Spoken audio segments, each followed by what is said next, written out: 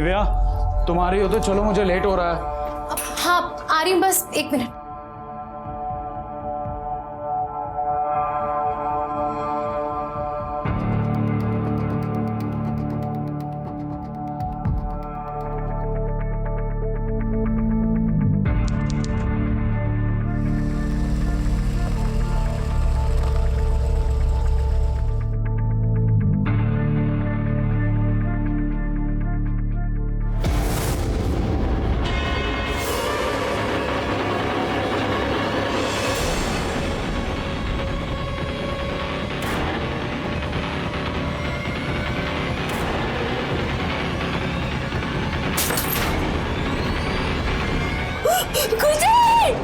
बड़े शहर, बेहतर इंफ्रास्ट्रक्चर, बेहतर सुरक्षा के इंतजाम, लेकिन फिर भी क्राइम शहरों पर हर पल डर के साए की तरह मंडराता रहता है।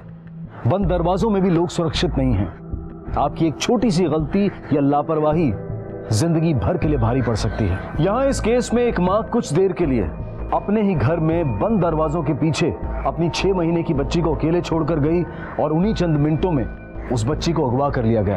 एक मासूम को इस तरह से अपहरण करने के पीछे आखिर अपराधी का मकसद क्या था और वो अपराधी कौन थे? और सबसे बड़ा सवाल, क्या एक माँ को उसकी मासूम बच्ची वापस मिल पाएगी? क्या तूने नहीं देखा? आंखें बंद करके खड़ा रहता है क्या यहाँ पर? हम सच कह रहे हैं मैडम, हमने नहीं देखा। कोई नहीं लेके गया आपकी बच्ची को यहाँ से। इस बिल्डिंग में आने जाने का यही रास्ता है ना?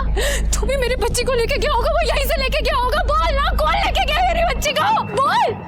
क्या हुआ भाभी जी, क्यों शोर मचा रही हो? मेरी बच्ची पता नहीं कैसे गायब हो गई। कैसे गायब हो गई? ये यहाँ नौकरी करता है या खड़ों की सोता रहता है यहाँ पर? मैंने आप लोगों से कितनी बार इसके खिलाफ कंप्लेंट की, लेकिन किसी ने भी एक्शन नहीं लिया। अगर मेरी बच्ची को कुछ हुआ ना तो आप देखिएगा बस अब।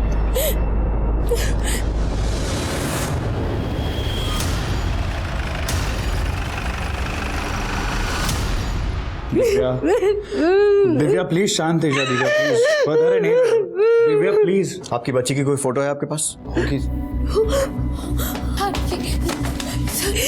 सर प्लीज मेरी बच्ची को ढूंढ दीजिए सर। वो सर 6 महीने की और उसे बुखार भी है सर। इस फोटो को सारे थानों और खबरों में सर्कुलेट करवाओ। चारों तरफ नाकाबंदी लगवाओ और हर आने जाने वाली गाड़ी को चेक करवाओ। जो भी बच्ची लेकर गया है ज्यादा दूर नहीं गया होगा।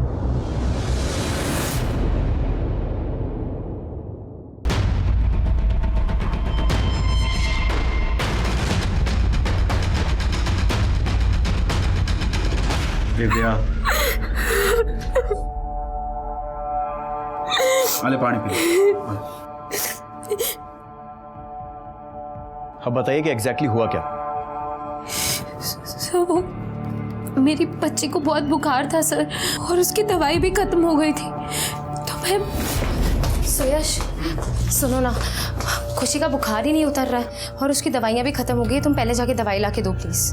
दिव्या मुझे लेट हो रहा है, क्लाइंट के साथ मीटिंग है, तुम जाके लेके आओ ना प्लीज। अरे मैं खुशी को बाहर बुखार में कैसे लेके जाऊंगी, और इसीलिए मैं शॉप पर भी नहीं जा रही हूँ। तो एक काम करो, तुम मेरे साथ मेडिकल चलो, मैं तुम्हें दवाई लेके दे देता हूँ। तुम कैसी बातें कर रहे हो? खुशी को बुखार में कैसे लेकर जा सकती हूँ मैं? और तुम जानते हो ना इतनी मुश्किल से सोई है वो, कब से रो रही थी। दिव्या खुशी सो रही है ना, वो आधे घंटे के पहले उठने वाली है नहीं, और मैं तुम्हें मेडिकल में से 15 मिनट में दवाई लेके यहाँ पे छोड़ दूंगा। चलो।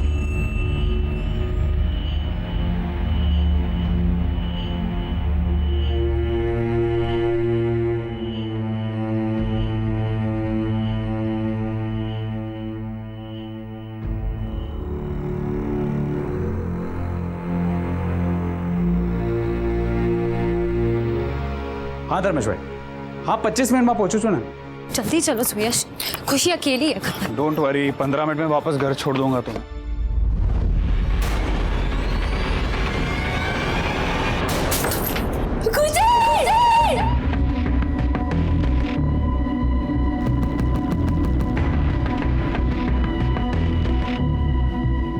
आपको केमिस्ट की दुकान से दवाई लाने में 10-15 मिनट लगे होंगे? जी सर। इतने कम टाइम में अलमारी का ताला खोलकर जेवर चुराना और साथ में बच्ची को भी ले जाना, आपने ठीक से चेक किया क्या क्या चोरी हुआ है? देखिए सर, मुझे ये जेवर और पैसे की कोई चिंता नहीं है सर। मुझे बस मेरी बच्ची की चिंता है सर। मेरी बच्ची मुझे ला दीजिए सर। देखिए, जो आपकी बच्ची को लेकर गया है वो जेवर भी लेकर गया है। अगर आपके पास जेवरों की कोई डिटेल है या कोई फोटो है तो वो दीजिए, उसके जरिए भी हम क्रिमिनल्स तक पहुंच सकते हैं। लेकिन एक बात मुझे अभी भी खटक रही है, बाहर के दोनों दरवाजों का ताला खोलना, उसके बाद ये अलमारी का ताला खोलना, अलमारी का ताला खोलकर जेवर चुराना और बच्ची को ले जाना 10-15 मिनट में कैसे पॉसिबल है? नहीं सर, 10 मिनट में इन्होंने मुझे दवाई लेकर छोड़ दिया था, लेकिन मैं बिल्डिंग की तरफ जब तेजी से दौड़ी तो उसके बाद लिफ्ट में ही अटक गई थी।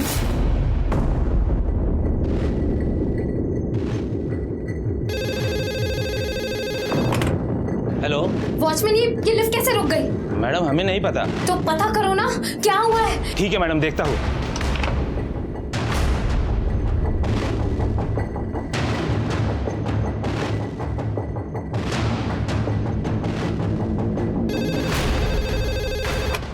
हेलो, कितना टाइम और लगेगा? बार बार का यही नाटक है, रोज बिल्डिंग में कुछ ना कुछ खराब हो जाता है। जल्दी करो, मेरी बच्ची अकेली है। मैडम आप बार बार फोन करोगे तो भाग के आना पड़ता है। आप थोड़ी देर फोन मत कीजिए, हम लिफ्ट ठीक करते हैं। सब मुझसे बहुत बड़ी गलती हो गई सर। मुझे अपनी बच्ची को ऐसे अकेला छोड़ के नहीं जाना चाहिए था। सर दोनों दरवाजों पे फोर्स एंट्री के कोई निशान नहीं है, चाबी से दरवाजा खोला गया है। आप अपनी चाबी किसी के पास रखती हैं? कोई पड़ोसी या फिर कोई काम वाली? नहीं सर, हमने आज तक हमारे घर की चाबी किसी को भी नहीं दी। सर फिर ऐसे तो डुप्लीकेट चाबी बनाना आसान नहीं है। जरूरी नहीं है कि चाबी से ही चाबी बनाई गई हो सकता है कि ताले से भी बनाई गई हो।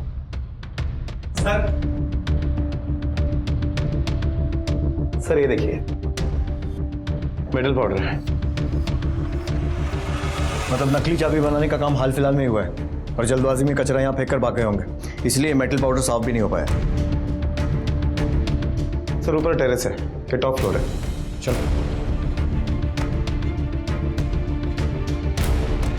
आजू बाजूला चेक करा।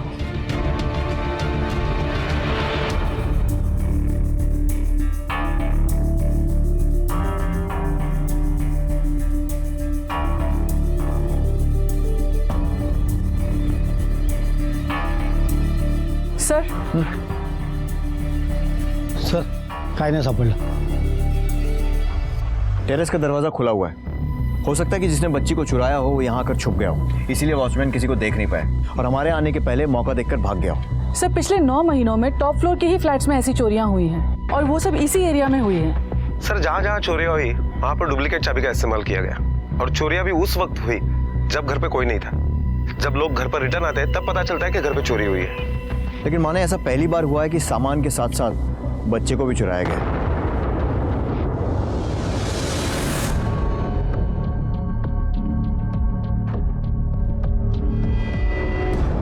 टेरेस का दरवाजा हमेशा खुला रखते हो? हाँ साहब। क्यों? चोरों की मदद करने के लिए? अरे नहीं साहब, हम उनकी मदद काहे को करूँगा। वो केबल वाले, इंटरनेट वाले और आजकल सबका डिस्क भी लगा रहता है ना साहब टेरेस पे, तो बार बार आते हैं, चाबी मांगते हैं, तो साहब इसीलिए खुला छोड़ देता हूँ। और ये लिफ्ट अचानक कैसे खराब हो गई? साहब लिफ्ट के मीटर रूम का फ्यूज उड़ गया था। देख, तेरी बात में अगर जरा सा भी झूठ मिला ना तो थाने ले जाकर तेरा फ्यूज उड़ा दूंगा मैं। साहब हम झूठ काहे को बोलूँगा आपको। दिव्या मैडम के जाने के बाद या उसके पहले किसी अनजान आदमी को तो आते देखा होगा बिल्डिंग में? साहब कुछ समय के लिए हम बाथरूम गया था, तब हुआ होगा, तो मैं बता नहीं सकता।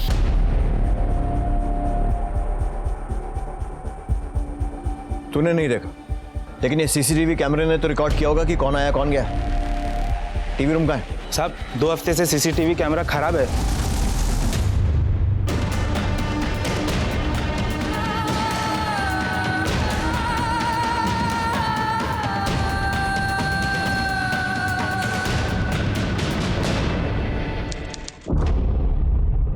सर हमने आसपास के 41 चाबी बनाने वालों को उठा लिया, उनके साथ पूछताछ की और उनके बयान को क्रॉस चेक भी किया, लेकिन दिव्या की बेटी खुशी के किडनैपिंग में और 7 चोरियों में इनमें से कोई इन्वॉल्व नहीं है। मतलब हो सकता है कि कोई नया चाबी वाला हो। सर इन सभी चोरियों में 2 कॉमन कनेक्शन है। क्या? पहले तो ये कि चोर सिर्फ उसी फ्लैट को टारगेट किया करते थे जिस फ्लैट में सुबह 10 से शाम को 6 बजे तक कोई नहीं रहा करता था, और यहाँ पर भी सुयश और दिव्या ये दोनों जन काम पर जाते थे और जाते वक्त खुशी को बेबी सिटिंग में छोड़ा करते थे। मतलब ये कि चोरों को मालूम था कि घर में कोई नहीं है, लेकिन वो ये नहीं जानते थे कि खुशी की तबीयत खराब होने के कारण दिव्या काम पर नहीं गई है। हाँ, लेकिन उस वक्त दवाई लेने के लिए घर से बाहर गई थी और हो सकता है चोर गहने जेवर वगैरह चुराने के लिए आए हों, लेकिन बच्चे को देखकर उठा कर ले गए। दूसरी कौन सी कॉमन बात है? सर जिन 7 जगहों पर चोरी हुई है उसमें से 2 जगहों पर दिव्या के बिल्डिंग का वॉचमैन ब्रिजेश ही काम पर था। और ये 8वीं चोरी हुई है जिसमें तीसरी बार वॉचमैन फिर से ब्रिजेश। ये इतना बड़ा कोइंसिडेंस नहीं हो सकता। माने जरा उठा कर लाओ इस ब्रिजेश को। चलो खड़ा रहे यहाँ पर। बिल्डिंग पर नजर रखता है या वहां रहने वाले लोगों पर?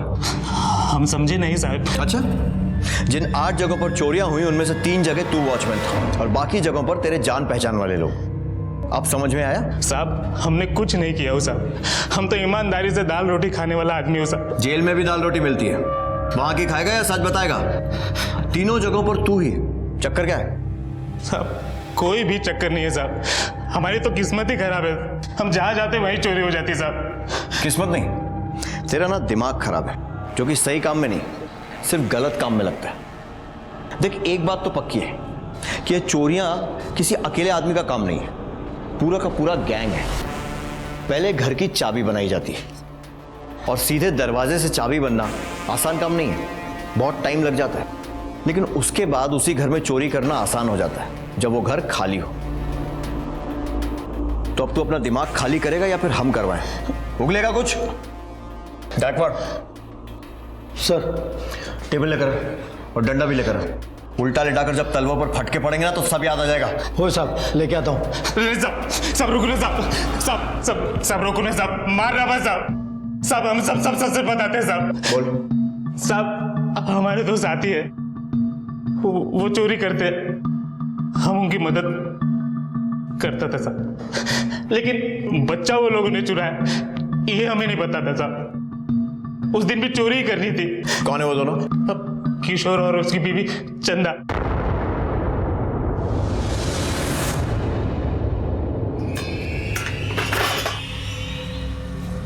जा रहे हैं हम मैडम। हाँ हाँ ठीक है।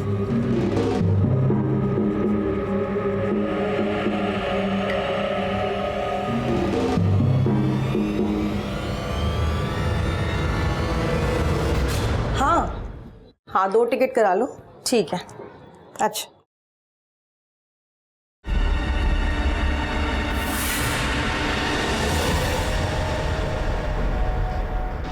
रुक रुक रुक चंदा रुक।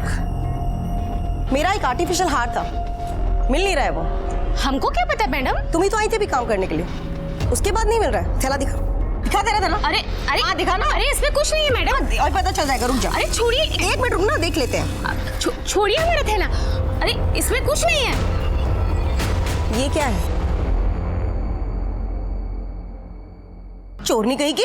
तुझ पे इतना भरोसा किया, काम पे रखा और काम करते करते चोरी कर ली। रुक जा, तुझे मैं पुलिस के हवाले करती हूँ पहले तो। मैडम अब पुलिस को काहे फोन कर रही हैं? आपको आपका हार तो मिल गया है ना, तो पुलिस को फोन मत करिए ना। तो मैं तुझे ना पुलिस के हवाले करके ही छोड़ूंगी। रुक जा। अरे अरे कैसी बात करती है मैडम? 500 रुपये के चक्कर में पुलिस को फोन कर रही हैं? कल ही तो आप बोली थी कि हार किसी को दे देंगी, पुराना हो गया, इसीलिए तो हम उठा लिए। 500 रुपये में कौन सा आपका बहुत बड़ा नुकसान हो गया, बताइए जरा। वाह क्या बात है, एक तो चोरी करती है, ऊपर से बदतमीजी कर रही है। चल अब निकल इस एरिया से, आज के बाद दिखी ना। ठीक है हम जा रहे हैं, और हमारे पास भी ना कोनो काम की कमी नहीं है। अरे हम तो छोटी मोटी चीजें उठाए थे। हाँ, कोई आएगी ना तो पूरा घर साफ कर देगी, तब आपको समझ में आएगा। जा रहे हैं। बदतमीज।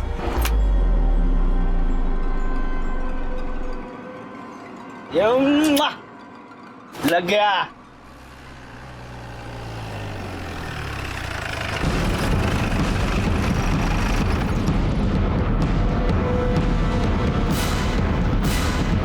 तुम में से किशोर कौन है? अरे छोड़ दो इनको। लेके जाइए साहब इनको, कोई काम धाम नहीं इनके पास। दिन भर इधर ही बैठे ताश खेला करते हैं, एक बच्चा भी नहीं संभाला जा सकता इनसे। लेके जाइए, जेल में ही ठीक रहेंगे ये। बच्चा कहाँ है? तलाशी लो घर की। Okay sir.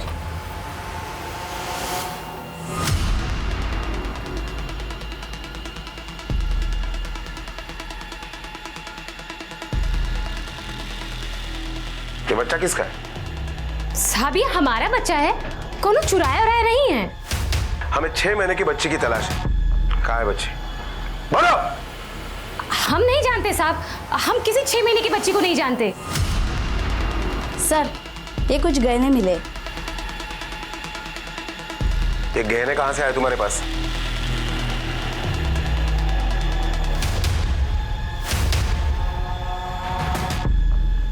सर ये देखिए,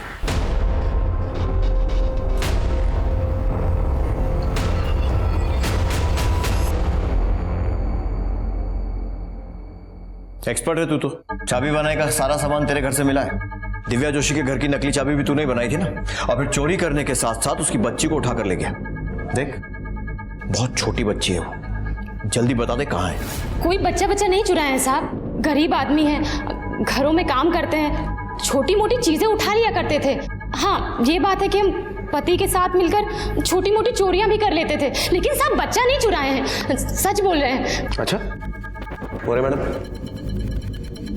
ये गहने, ये कोई छोटी चोरी नहीं है, और बच्चा चुराना इससे भी बड़ा क्राइम है।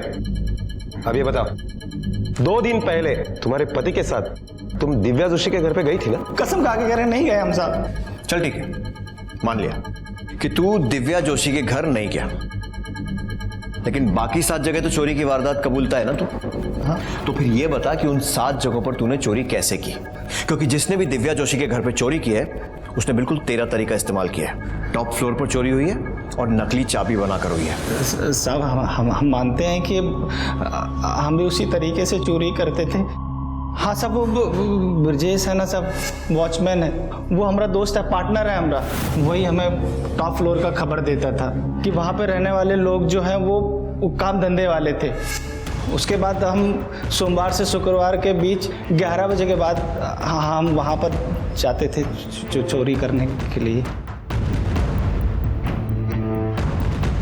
सब आजकल लोग 2 दरवाजे रखने लगे हैं, और नकली चाबी बनाने के लिए कम से कम 2 दिन तो लग ही जाते हैं ना। जिन 7 जगहों पर तूने चोरी की थी उनमें से सिर्फ 2 जगह ब्रिजेश वॉचमैन था, तो बाकी जगहों पर तेरे लिए टेरेस का दरवाजा छुपने के लिए कौन खोलता था? सब वो ब्रजेश के ही जान पहचान के लोग थे, वॉचमैन।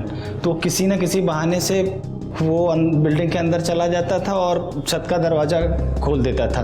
उसके बाद हम चाबी बनाने के बाद दिन तय करते थे कि किस दिन चोरी करनी है। साहब फिर हम दोनों बढ़िया कपड़े पहन के एकदम टिप टाप बन के अपने बच्चे को साथ लेकर बिल्डिंग के अंदर जाते थे, ताकि कौनो हम पे शक ना कर सके।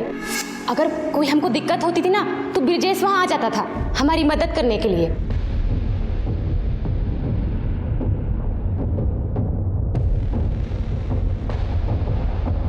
जल्दी फटाफट लपेट लो। अरे बहुत टाइम है हमारे पास, कोनो दिक्कत नहीं है, चलिए चलिए।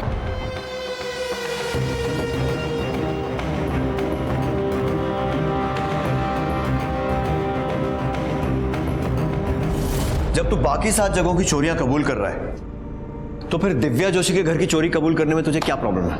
हाँ सब हम माई कसम खा के कहते हैं साहब, हमने बच्चा नहीं चुराया साहब। सब हमको पता है कि चोरी करने की सजा कम होती है, बच्चा को अगवा करने का सजा ज्यादा होती है।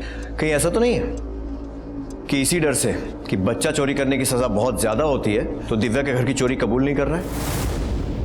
अब तो हमने आपको सब कुछ सच सच बता दिया साहब, अब तो हमें हमारे बच्चे से मिलने दीजिए ना साहब।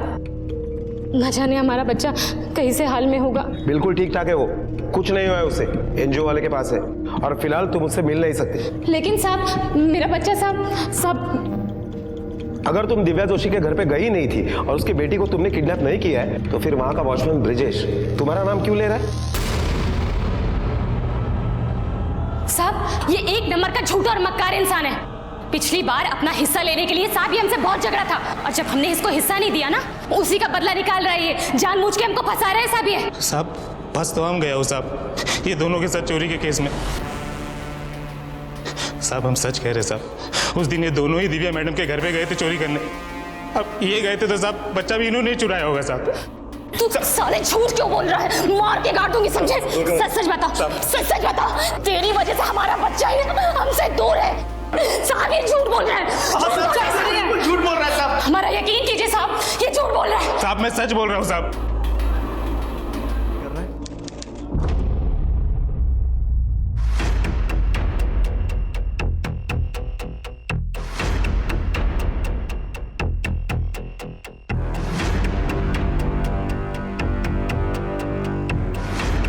सर, ये जो ज्वेलरी चंदा और किशोर के घर से मिली है, इनमें से एक भी पीस दिव्या जोशी के ज्वेलरी से मैच नहीं करती। हाँ, लेकिन पहले जो चोरियां हुई हैं उनमें से काफ़ी चीज़ें मैच करती हैं। हो सकता है इन लोगों ने दिव्या जोशी के घर से चुराए गहनों को पहले ठिकाने लगा दिया ताकि बच्चा चोरी का शक इन पर न जाए। माने इस चंदा और किशोर के कॉल डिटेल्स निकालो। अगर इन्होंने बच्चे को किसी को भी बेचा है तो उससे फोन पर जरूर बात की होगी। Okay sir.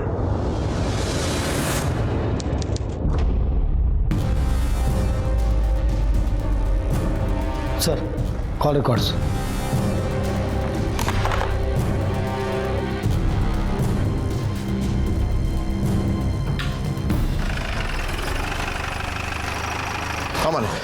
सर, किशोर और चंदा इन दोनों के पिछले 3 महीने के कॉल रिकॉर्ड्स हमने चेक किए। उनमें से हमें कुछ नंबर ऐसे मिले जिनके साथ इन दोनों की लगातार बातें हुआ करती थी। सर, पूछताछ के साथ साथ हमने इन सभी लोगों के घर की तलाशी ली, लेकिन खुशी का कहीं पता नहीं चला। हाँ सर, लेकिन एक बात हमें ऐसे पता चली है, शायद उस बात से हमें कुछ मदद मिल सके। क्या? सर, 10 महीने पहले किशोर एक IVF सेंटर के लिए काम किया करता था। स्पर्म डोनर, सरोगेटेड मदर अवेलेबल करने के लिए उसे कमीशन मिलता था। इसका मतलब किशोर ऐसे कपल्स को जानता था जिनके बच्चे नहीं हो रहे थे, और हो सकता है ऐसे ही किसी कपल को उसने दिव्या जोशी की बेटी को बेचा हो सकता है सर, इस बात का चांस है। किशोर जिस दौरान इस IVF सेंटर में काम करता था उस दौरान जितने भी कपल्स आए इलाज के लिए या फिर सिर्फ इंक्वायरी के लिए, सबकी इंफॉर्मेशन निकलवाओ और ये IVF सेंटर में काम करने वाले लोगों से भी पूछताछ करो। जी सर। हेलो, हाँ बोल रहा हूँ।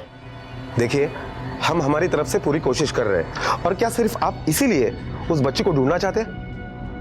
ठीक है। क्या हुआ? स्वार्थीपणाचा पण कळस असतो सर। दिव्या जोशी जिस सोसाइटी में रहती है उस सोसाइटी के सेक्रेटरी का फोन था। सर कह रहा था कि उस लड़की को जल्द से जल्द ढूंढिए। अगर उस लड़की को कुछ हो गया है, नहीं मिल रही है, तो उनके सोसाइटी के फ्लैट के रेट गिर जाएंगे। क्या लोग होते हैं, बच्चे की जान से ज्यादा फ्लैट की कीमत की पड़ी हुई है।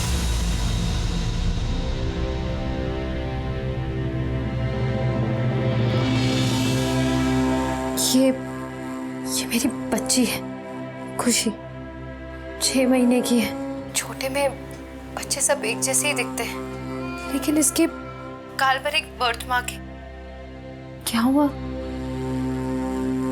जो लोग हमारी बेटी को उठा के लेके गए, अगर वो लोगों ने ये वीडियो देख लिया और डर के मारे शायद हमारी बेटी के साथ, मुझे लगता है हमें एक बार पुलिस को इन्फॉर्म करना चाहिए। नहीं, तुम एक काम करो, एक और वीडियो रिकॉर्ड करो, और इस बार जो मैं बोलूंगी ना वो सोशल मीडिया पे डाल देना। अगर आप ये वीडियो देख रहे हैं और अगर आपके पास हमारी बच्ची है, हम वादा करते हैं हम पुलिस में आपके खिलाफ कोई कंप्लेंट नहीं करेंगे, और जो कोई भी हमारी बच्ची हमें वापस लाकर देगा, हम उसे 2 लाख रुपए का इनाम भी देंगे। पुलिस ने मासूम खुशी की तलाश के लिए दिन रात एक कर दिया। IVF सेंटर में काम करने वाले, वहां अपने इलाज के लिए आने वाले सभी लोगों की लिस्ट बनाई गई और उन सभी लोगों से पूछताछ की गई जिन पर शक हुआ, और उनके घर वालों की भी तलाशी ली गई, लेकिन खुशी उनमें से किसी के पास नहीं थी। दिव्या जोशी और उसके पति सुयश ने अपनी बच्ची को ढूंढने के लिए सोशल मीडिया का सहारा लिया, लेकिन बच्चों से जुड़े ऐसे संवेदनशील मामलों में सोशल मीडिया का इस्तेमाल करने से पहले बहुत सावधानी बरतनी चाहिए। पुलिस की सलाह लेनी चाहिए, क्योंकि एक गलत कदम बच्चे को वापस पाने की सारी उम्मीदों को खत्म कर सकता है। दिव्या 40,000 से ज्यादा लोगों ने हमारा वीडियो देख लिया। तुम्हारा आइडिया काम आ रहा है। इसका मतलब हमारी खुशी मिल जाएगी ना? ऑफ कोर्स मिल जाएगी। देखता हूँ। सर आइए सर। खुशी मिल गई क्या? जी नहीं, अब तक तो नहीं मिली, और आपने हमारी मुश्किलें और बढ़ा दी हैं। क्यों सर? ये जो आप लोगों ने वीडियो बनाया ना, अब ये वायरल हो गया है, और इसे देखकर क्रिमिनल्स और अलर्ट हो जाएंगे, और अगर डर के मारे उन्होंने कोई गलत कदम उठा लिया तो पहले भी ऐसे केसेस हो चुके हैं। आप लोगों को कम से कम हमें तो कॉन्फिडेंस में लेना चाहिए था। I am sorry sir.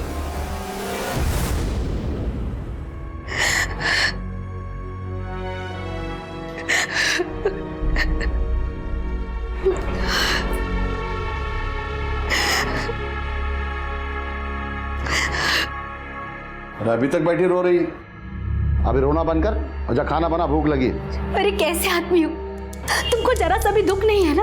और होगा भी क्यों, उस बच्ची से लगाव जो नहीं था। अरे क्या करते लगाव करके, क्या मिलता ये आंसू? अरे कैसे हो गए हो, तुमको अपने आंसू से भी कोई फर्क नहीं पड़ता है ना? लेकिन देखो, हमको अपनी बच्ची वापस चाहिए। हम उससे दूर नहीं रह सकते। हमारी एक बात कान खोल के सुन लो और समझ लो उसको अच्छे से। ना वो तुम्हारी बच्ची हो ना तुम उसकी माँ हो। तुम तीनों में से किसी एक की सजा कम हो सकती है। साहब वो कैसे साहब? तुम में से जो हमें सच बताएगा उसके लिए हम कोशिश करेंगे कि उसकी सजा कम करवा दें, नहीं तो बच्चा चुराने के जुर्म में तुम तीनों लंबा अंदर जाओगे। साहब हम सच्ची तो बोल रहे हैं, ये दोनों ने तो बच्चा चुराया साहब। ये ब्रिजेश कहाँ पकड़ रहे हो तुम्हें? काहे फंसा रहे हो हम लोगों को? साहब, हमें हमारे बच्चे से मिलवा दो साहब। बच्चे से मिलना है तो सच बोलो। साहब, हम चुराए बच्चा साहब। ये चंदा कहाँ पकड़ रही हो तुम? हम चुराए साहब। कहाँ पकड़ रही हो तुम? कहाँ है दिव्या जोशी की बेटी? किसको बेचा उसे? सब हम बच्चा नहीं चुराए हैं साहब। सब हमको समझ में नहीं आ रहा है ये झूठ काहे बोल रही है। अरे चंदा तुम काहे झूठ बोल रही हो? चुप रहिए आप। साहब आप मेरी बात सुनिए, बच्चा हमने चुराया है और वो कहाँ है ये हम आपको तभी बताएंगे जब आप हमें हमारे बच्चे से मिलवा दोगे। सब आप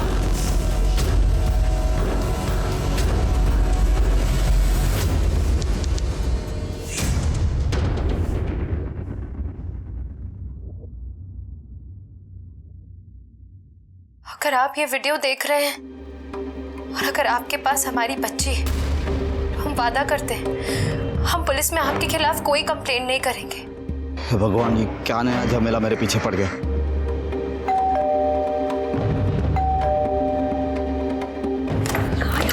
वीडियो बग तू पूरी सुनाओ। खुशी है, इसके माँ ने एक वीडियो वायरल किया है जिसमें उसने अपील की है कि उसकी बच्ची को वापस लाके दे। ये देखो, ये वीडियो हर एक सोशल मीडिया पे जा रहा है। अगर आप ये वीडियो देख रहे हैं और अगर आपके पास हमारी बच्ची है, तो हम वादा करते हैं हम पुलिस में आपके खिलाफ कोई कंप्लेंट नहीं करेंगे। लेकिन हम तो इस बच्ची को कहीं बाहर लेकर गए ही नहीं, और हम दोनों के अलावा ये हमारे पास है किसी को नहीं पता। तो वेट लगने का कितने दिन ऐसे घर पे रखेंगे उसको? हाँ, अहो आयका ना, एक काम करो, हमने जिस आदमी से ये बच्ची खरीदी थी ना उसको बोलो यहाँ पे आए और इस बच्ची को लेके चला जाए और हमारे पैसे भी वापस दे दे। हाँ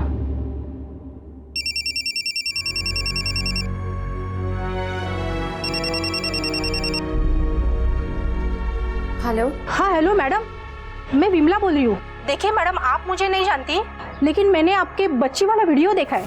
हाँ, बोलिए क्या जानते हैं आप मेरी बच्ची के बारे में? जी, आपने जैसी बच्ची का फोटो जो वीडियो में दिखाया है ना, वैसी बच्ची मैंने देखी है। कहाँ देखी थी? बोलिए। क्या हुआ? किसका फोन है? कोई औरत का फोन है, उसने हमारी खुशी को देखा। आप एड्रेस बताइए ना, हम वहीं आते हैं। जी, आप मेरा एड्रेस लिख लो। ठीक है, हम वहीं पहुंचते हैं।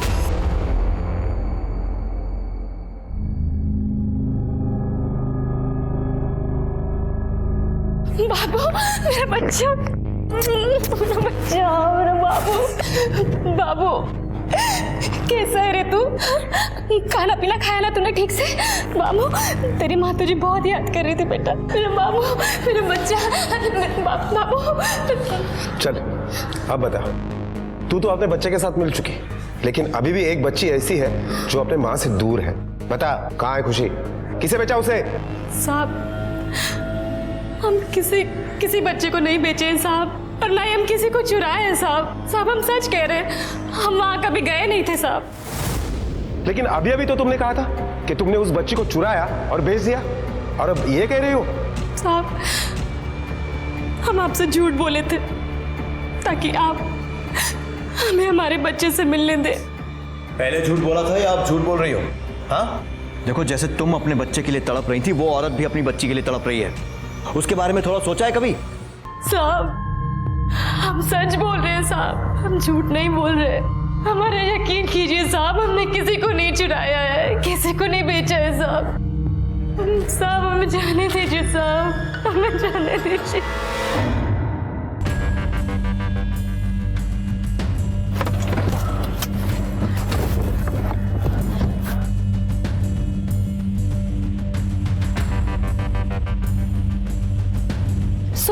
सुयश, उस तरफ।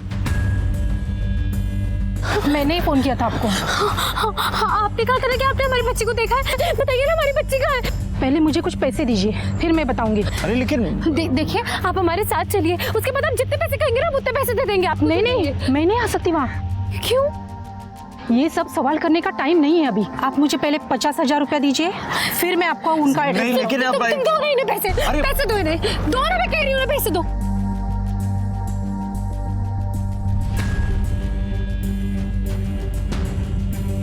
ये लीजिए। हाँ, ये लीजिए एड्रेस। ठीक है, आप भी चलिए हमारे साथ। मैं वहाँ नहीं आ सकती। देखिए, आपकी बच्ची वहाँ पर ही है, मैं उनके यहाँ घर का काम करती हूँ।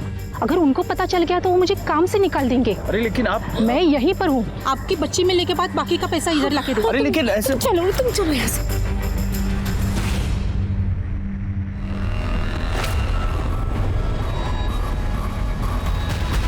सुयश, यही बिल्डिंग है। चलो।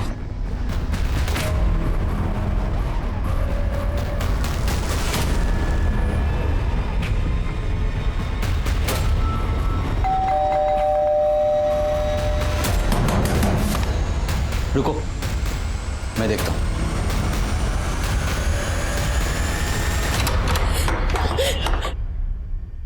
मेरी बच्ची, खुशी, हमारी बेटी खुशी, खुशी, मेरी बच्ची कहाँ है? मेरी बच्ची। सुनिए, आप हो कौन और ऐसे ही कहाँ घुसे जा रहे हो? मेरी बेटी खुशी यहाँ पे। यहाँ पे? अरे हम लोग का एड्रेस दिया है यहाँ का। मेरी बच्ची। अरे आप अंदर कहाँ जा रही हो? मेरी बच्ची को ला दो प्लीज, मेरी बच्ची है, ये मैं जानती हूँ। ओंकार, ये तो वही है ना जिन्होंने अपनी बच्ची के लिए वीडियो निकाला है? हम वही हैं। और मैंने उस वीडियो में कहा भी था कि जिनके पास भी मेरे बच्चे होगी मैं उसके खिलाफ कोई कंप्लेंट नहीं करूंगी। प्लीज मुझे मेरे बच्चे दे दो। ये देखो, आपकी बच्ची यहाँ पे नहीं है, चाहे तो आप घर की तलाशी लो। हाँ, देखिए, सच में आपकी बच्ची हमारे पास नहीं है। क्या? शायद किसी ने आपको गलत इंफॉर्मेशन दी है।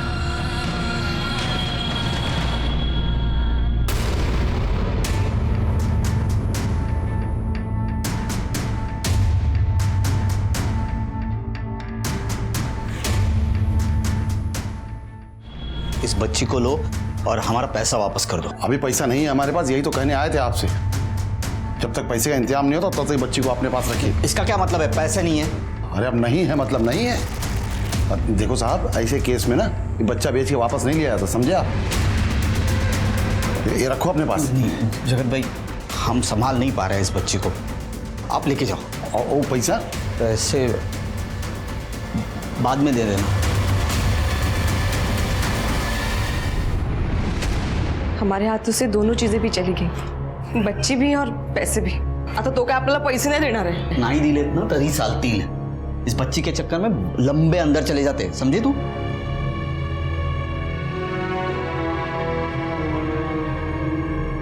तुला काय झालं?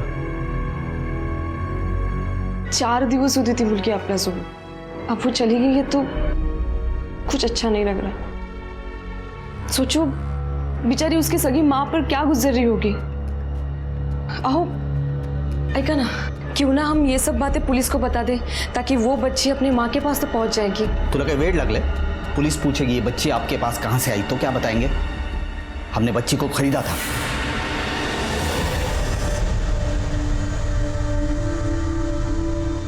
सुयश जी, सोशल मीडिया के कुछ नुकसान भी होते हैं। वो औरत आप दोनों को बेवकूफ बना गई।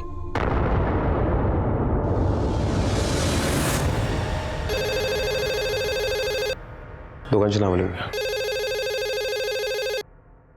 आप जिस बच्ची को ढूंढ रहे हैं, मैंने उसे आज देखा था। सर, अभी अभी एक आदमी का फोन आया था जिसकी बोरीवली के एमजी रोड पर जो आईबीएफ सेंटर है वहां पर काम करने वाले नरेश के साथ बच्चा खरीदने की डील हुई थी। नरेश के थ्रू जो आदमी बच्ची को लेकर वहां आया था वो बच्ची खुशी ही थी। उस आदमी का नाम तो नहीं बताया, लेकिन उसने ये नंबर दिया है। इस नंबर की डिटेल्स निकलो फौरन। Okay sir.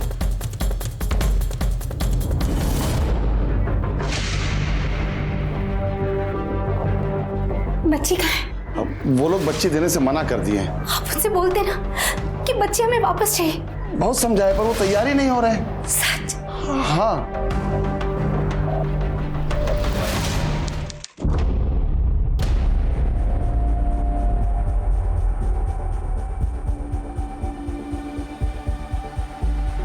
सुनिए, ये नरेश यहीं पे काम करता है ना?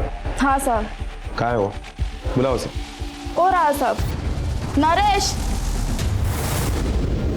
नरेश रुक।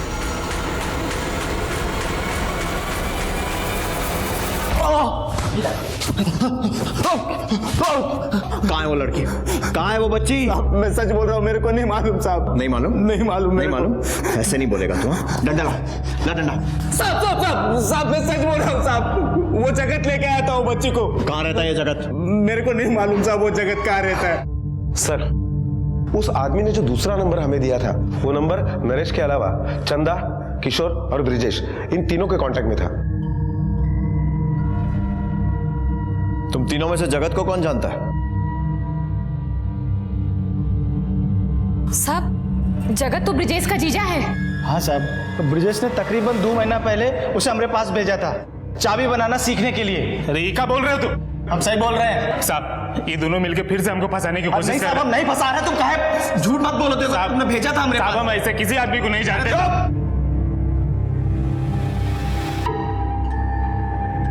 ये जगत के कॉल रिकॉर्ड्स, इसके हिसाब से तेरी हर रोज बात होती थी उससे। साहब, हमको कुछ भी नहीं पता। हमारी बात सीधे सीधे जगत का एड्रेस बता।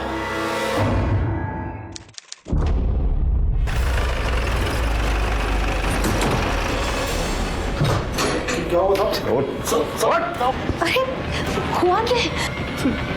घर की तलाशी लो, बच्चे यही मिलेगी। कौन सी बच्ची?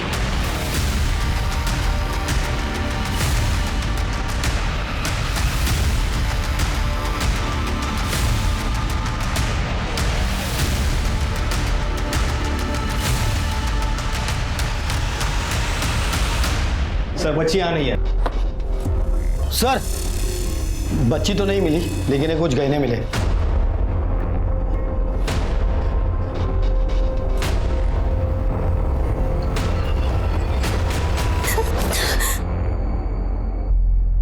चल बैठ।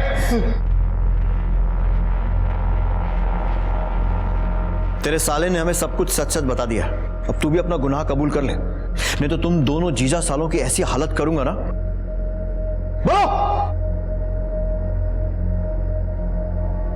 साहब, हम ही किए ये सब।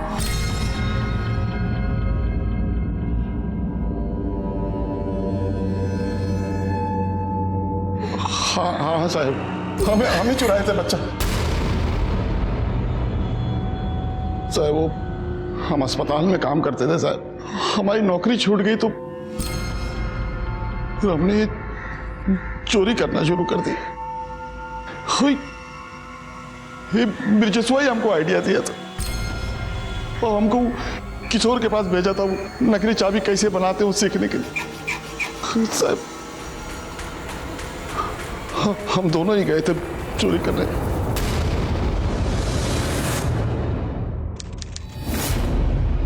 जल्दी चलो सुयश, खुशी अकेली है। डोंट वरी, 15 मिनट में वापस घर छोड़ दूंगा तुम्हें।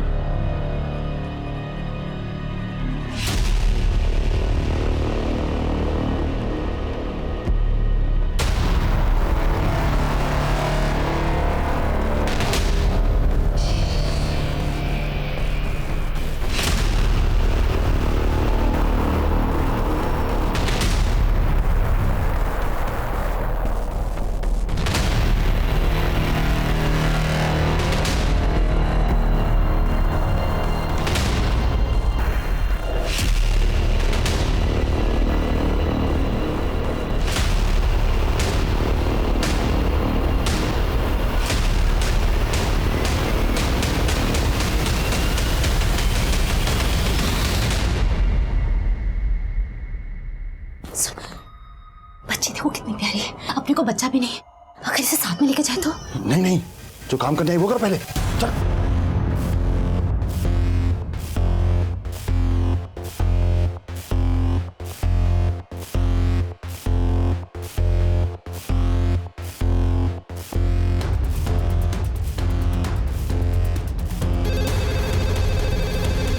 हम देखते हैं। चलो।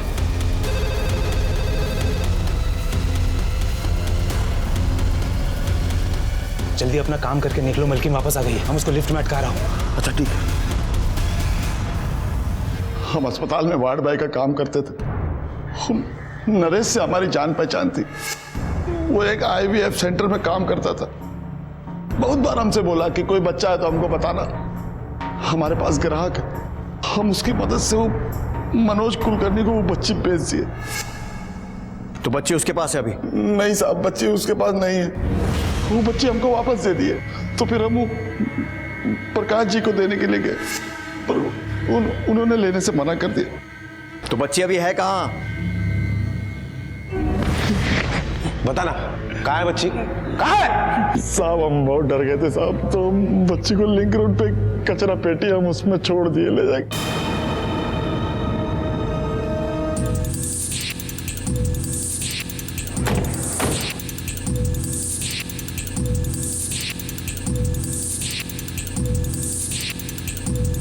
यहाँ आने जाने के 3 रास्ते हैं।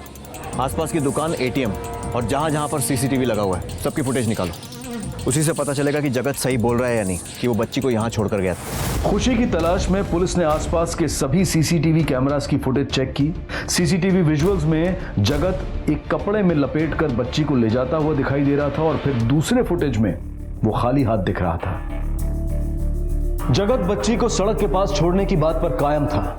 पुलिस ने बच्ची को ढूंढने की बहुत कोशिश की, लेकिन यह नहीं पता चल पाया कि बच्ची को वहां से कौन ले गया। मैंने जो गलती की उसकी सजा मेरी बच्ची को भुगतनी पड़ी, लेकिन आप ऐसी गलती कभी मत करिएगा। अपने बच्चे को इस तरह अकेले मत छोड़िएगा।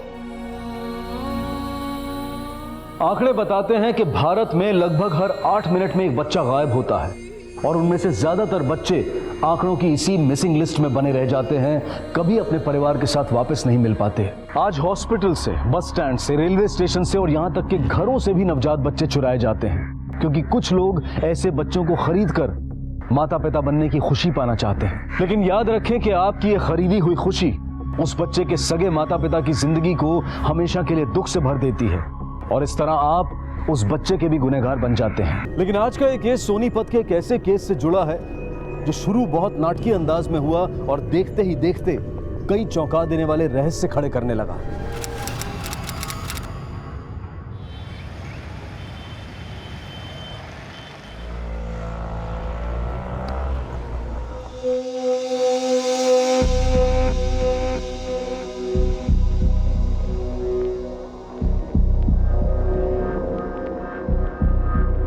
खेड़ा साहब।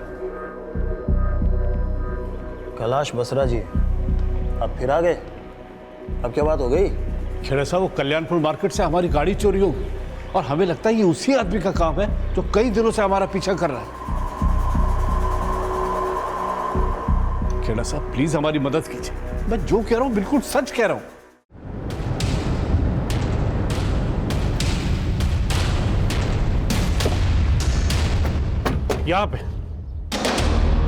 यहां पे हमने गाड़ी खरीदी और यहाँ पास भी गए, आके देखा तो गाड़ी गायब। पता नहीं क्या हो रहा है हमारे साथ, सब जगह देख लिया। अच्छा बसरा जी, हाँ आपकी गाड़ी गोल्डन कलर की है ना? हाँ HR XX107M जी, हो रही है आपकी गाड़ी।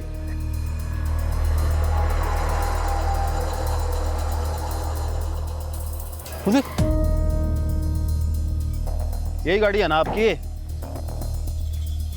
हाँ गाड़ी तो यही है, लेकिन हमने वहां खड़ी की थी, ये यहाँ कमाल करते हो बसरा जी आप, हैं?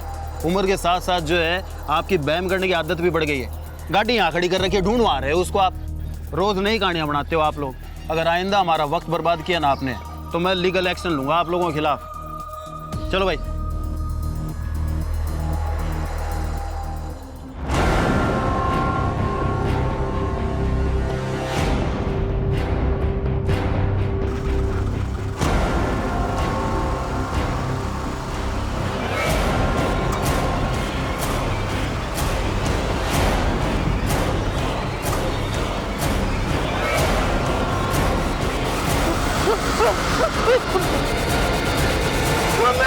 रितेश!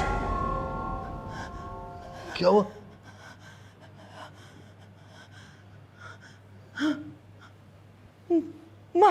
मार डाला मेरे बच्चे को। कैलाश जी, मार डाला कैलाश जी।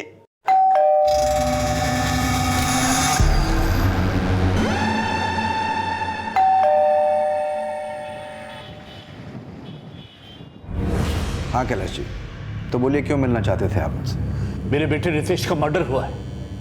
मेरी वाइफ ने खुद सपने में देखा है। सपने में? हाँ साहब, मुझे रोज सपना आता है और सपने में मेरा बेटा भागता रहता है और मुझे आवाज देता है, कहता है मम्मी मुझे बचा लो, वो मुझे मार डालेगी मम्मी।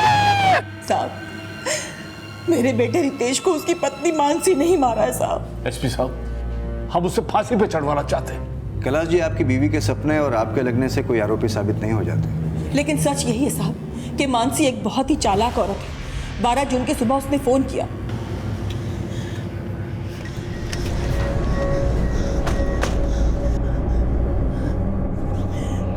मानसी सबके सामने कहानी तो यही बना ली थी कि रितेश की मौत नेचुरल है, उसे हार्ट अटैक आया था। अगर हार्ट अटैक आया था तो उसने रितेश को किसी डॉक्टर के पास ले जाने की कोशिश नहीं की थी? एसपी साहब, दिखावे के लिए उसने सब कुछ किया था। एम्बुलेंस भी बुलाई थी, लेकिन जब वो रितेश को हॉस्पिटल लेके पहुंचे तो वहां पे उन्होंने उसे डेड डिक्लेयर कर दिया। तो आपने पहले ही पुलिस कंप्लेंट क्यों नहीं की? क्या करते एसपी साहब, हम लोग सदमे में थे। वो मानसी ने रितेश की अंतिम संस्कार की सारी तैयारियां पहले से कर रखी थी। हम लोग सत्ते में बस देखते ही रह गए और रितेश का दाह संस्कार भी हो गया। यानी पोस्टमार्टम की कोई गुंजाइश ही नहीं बची।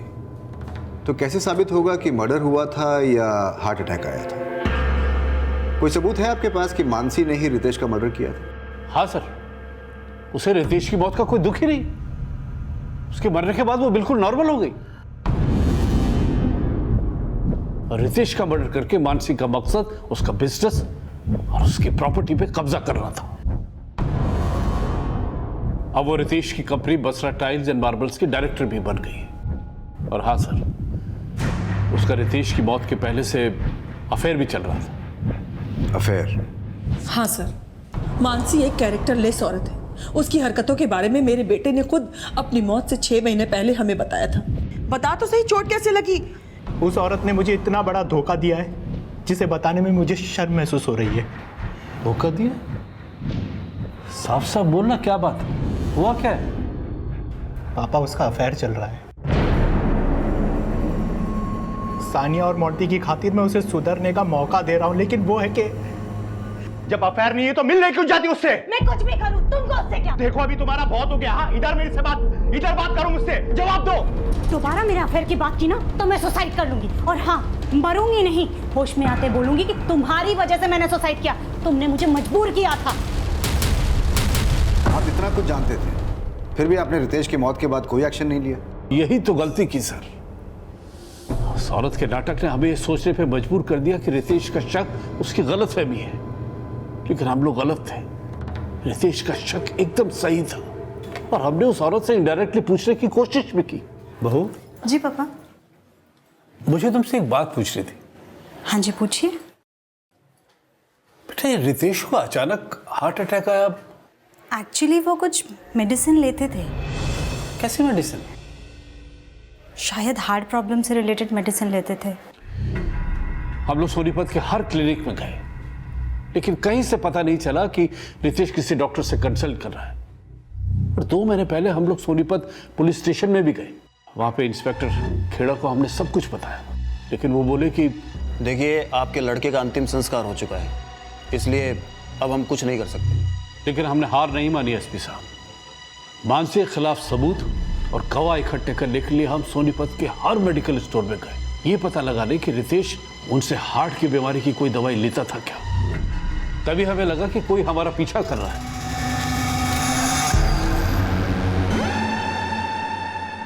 और कल जब हम कल्याण नगर मार्केट में गए तो हमारी किसी ने गाड़ी चुरा ली। और जब हम बाद में इंस्पेक्टर खेड़ा को लेकर वहां पहुंचे तो हमारी गाड़ी कुछ दूर पे खड़ी हुई मिली। उन्हें लगा कि हम लोग झूठ बोल रहे हैं और उनके जाने के बाद मेरे फोन से मेरी वाइफ के फोन पे कॉल आया। सर, हमें लगता है कि वो कॉल मानसी के लवर ने ही की होगी।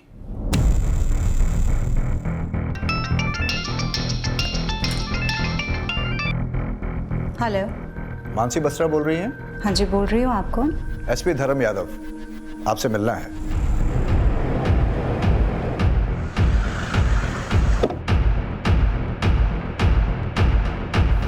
सर, मेरे सास ससुर को शक करने की आदत है। हाथ धोकर पीछे पड़ गए हैं वो मेरे। तंग आ गई हूं मैं ये रोज रोज के ड्रामे से। सर आप एक काम कीजिए, मुझे अरेस्ट कीजिए और जेल में डाल दीजिए। देखिए, अगर हमें ऐसा करना होता तो हम आपको बोलने का मौका ही नहीं देते। रितेश को दिल की बीमारी थी या उसका हार्ट अटैक एक प्लान्ड मर्डर था? ऐसा कुछ नहीं था सर। सच तो ये है कि मेरे सास ससुर को मैं कभी पसंद ही नहीं थी। पिछले 20 सालों से मैं उनकी नफरत झेल रही हूँ। रितेश मुझसे प्यार करते थे, एक ऐसी लड़की से जिसको मेरे सास ससुर कभी भी अपने घर की बहू नहीं बनाना चाहते थे। उनका बस चलता तो वो उसी दिन मुझे फांसी चढ़ाते थे, जिस दिन रितेश ने उनकी मर्जी के खिलाफ जाके मुझसे शादी की थी। मैं और रितेश दिल्ली के सेम कॉलेज में पढ़ते थे। मैंने मिस दिल्ली कंपटीशन जीता था and Ritesh was very happy. मुझे आज भी याद है जब रितेश ने मुझे पहली बार कहा था, So Miss Daly, will you marry me? लेकिन रितेश, तुम्हारे मॉम डैड मानेंगे? You don't worry about it. मैं उन्हें मना लूंगा।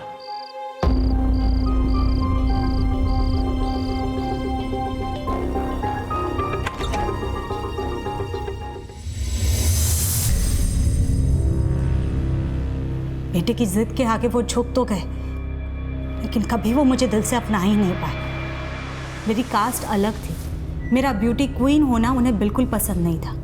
वो कभी मेरे पहनावे को लेके टोकते तो कभी मेरी सोच को। मैंने अपने सपने, अपने एम्बिशंस को भी छोड़ दिया था उनकी खुशी के लिए, लेकिन फिर भी वो मुझे दिल से अपना नहीं पाए। यहाँ तक कि मुझे और रितेश को अलग करने के लिए उन्होंने हमारे बीच मिसअंडरस्टैंडिंग क्रिएट करने की कोशिश की, लेकिन रितेश ने हमेशा मुझे सपोर्ट किया और शादी के कुछ टाइम बाद ही उन्होंने मुझे अपने टाइल्स बिजनेस में भी इन्वॉल्व कर लिया। हम दोनों ने मिलकर हमारा बिजनेस खड़ा किया। जल्द ही मार्केट में हमारी कंपनी की अच्छी गुडविल बन गई। मैं Basra tiles and marbles company की बोर्ड मेंबर बन गई थी। ये बात भी मेरे सास ससुर को पसंद नहीं आई और एक दिन वो हमसे नाराज होकर घर छोड़कर गन्नौर जाके रहने लगे। वो मुझे तो क्या, रितेश को भी कभी समझ नहीं पाए। मोंटी और सानिया के होने के बाद भी वो हमारे साथ आके नहीं रहे। और अब रितेश। लेकिन रितेश की मौत से 6 महीने पहले रितेश ने उन्हें बताया था कि आपका किसी से अफेयर था। मानसी एक कैरेक्टरलेस औरत है। उसकी हरकतों के बारे में मेरे बेटे ने खुद अपनी मौत से 6 महीने पहले हमें बताया था। और इस बात को लेकर आप दोनों के बीच में झगड़ा भी हुआ। आपने रितेश को सुसाइड करने की धमकी दी थी, ब्लैकमेल किया था और एक फोटो फ्रेम से रितेश के सर पे वार भी किया था। इधर देखो, मेरी बात सुनो।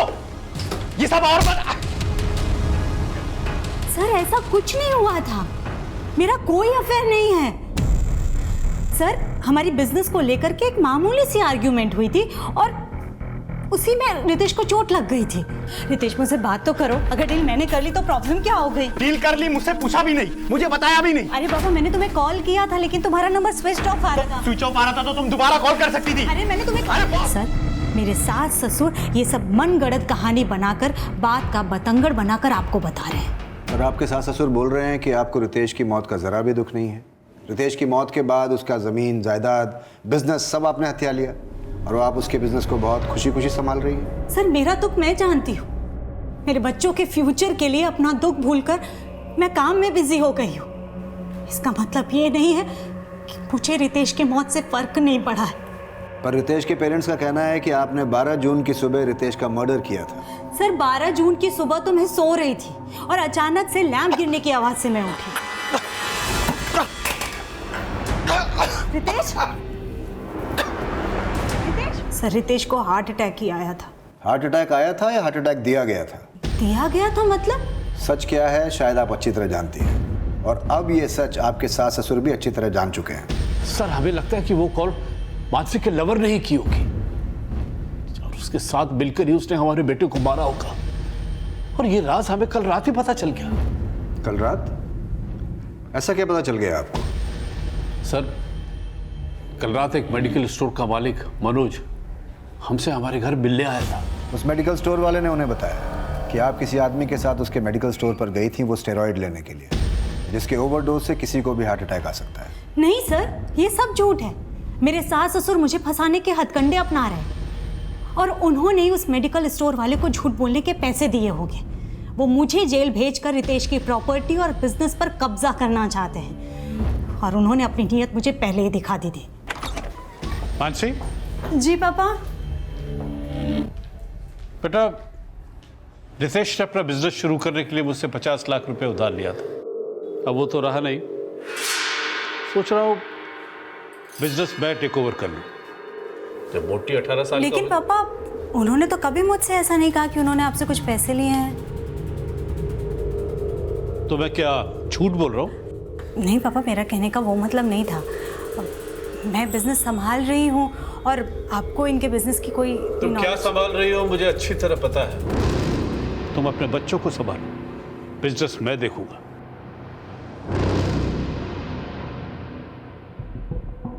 सर, वो मुझे बिजनेस से दूर करके 4 दीवारी में बंद करके रखना चाहते थे, लेकिन जब मैंने ऑब्जेक्शन किया तो उनका ईगो हर्ट हो गया।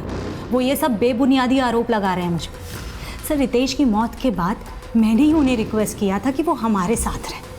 मुझे लगा रितेश के जीते जी मैं जॉइंट फैमिली की खुशी नहीं दे सकी हूँ मेरे सास ससुर को, तो उनकी मौत के बाद। लेकिन उन्हें ये भी अच्छा नहीं लगा। और सर, रितेश की मौत को 4 महीने हो गए। उसकी मौत के 2 महीने बाद तक वो हमारे साथ रहे, लेकिन अब जा कर के उनको लग रहा है कि मैंने रितेश का मर्डर किया। सर, वो पिछली बातों का बदला ले रहे हैं मुझसे। जो कुछ भी वो रितेश के जीते जी नहीं कर पाए, वो सब वो अब करना चाहते हैं। अब वो मुझे सिर्फ टॉर्चर करना चाहते हैं और कुछ नहीं।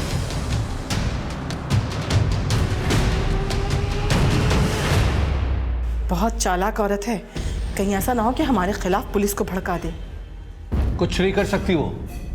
रितेश के बच्चे, रितेश का घर और उसका बिजनेस हमारा होगा। चारों खाने चित होगी वो।